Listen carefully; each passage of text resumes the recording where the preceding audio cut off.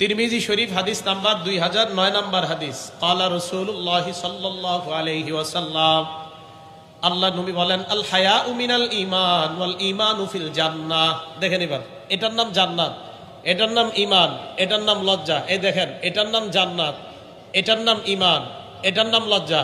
নবীজি বলেন, লজ্জা ঈমানের অঙ্গ। লজ্জা যত তোমার বাড়বে, ঈমানের পাওয়ার তত বাড়বে, তত দ্রুত জান্নাতে যাইবা। জান্নাত, ঈমান, লজ্জা, ঈমান, লজ্জা, ঈমান, জান্নাত। লজ্জা যত বেশি হবে, ঈমানের পাওয়ার বাড়বে, জান্নাতে তত দ্রুত যাবেন। আল বাযাউ মিনাল জাফা ওয়াল জাফাউ ফিন নার। নির্লজ্জতা খারাপ স্বভাবের অন্তর্ভুক্ত, আর খারাপ স্বভাব ওয়ালা যত বেহায়া হবে, নির্লজ্জ হবে, তত দ্রুত জাহান্নামে যাবে। নাউজুবিল্লাহ। তাহলে ঈমানের পাওয়ার বাড়ে লজ্জার কারণে, আর যত ঈমানের পাওয়ার বাড়বে তত দ্রুত জান্নাত। সুবহানাল্লাহ।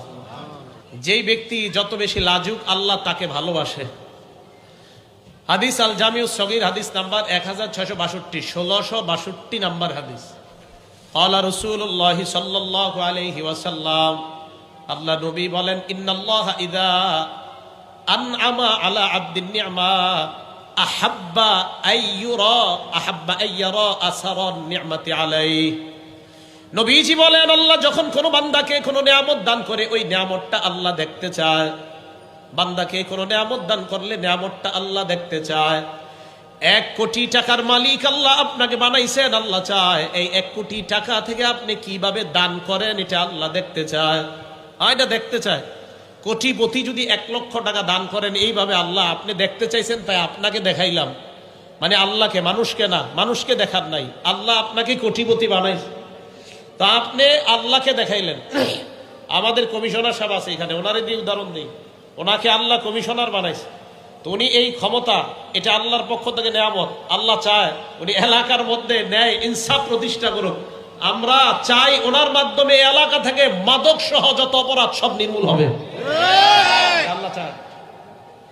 তো আল্লাহ কাউকে যখন নিয়ামত দেয়, এই নিয়ামতটা আল্লাহ চায় আমি দেখতে চাই। তো রাসূল করিম সাল্লাল্লাহু আলাইহি সাল্লাম বললেন, বান্দার নিয়ামত আল্লাহ দেখতে চায়। এবার দেখেন কি কয়, ওয়ায়ুবগিজুস সাইলাল মুলহিফা। নাসুর বান্দা হয়ে যারা ভিক্ষা করে, তাদেরকে আল্লাহ অপছন্দ করে। নাসুর বান্দা। গাড়িতে বসে, আমি আলহামদুলিল্লাহ পড়াশোনা করার চেষ্টা করি, গাড়িতে বসে থাকলো, তো গাড়িতে বসে বসে পড়ি, তো প্রাইভেট কারের দরজা এসে অনেক সময় ভিক্ষুকরা দেখবেন এমন করে, ধাক্কা দেন।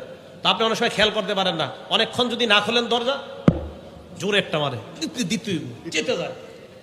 ইউবগিজুস সাইলাল মুলহিফা। নাসুর বান্দা হয়ে যদি ভিক্ষা করে,